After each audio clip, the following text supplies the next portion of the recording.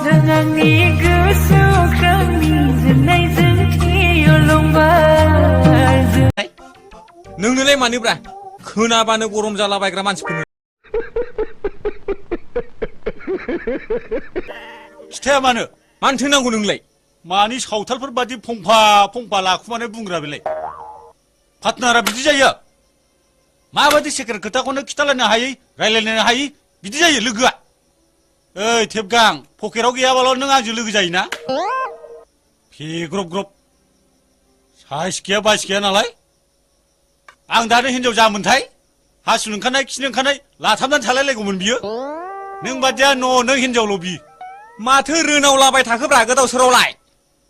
नै नों खोनासंनो लुबैथारदोंबा खोनासंबानो जाबाय मिथिबाय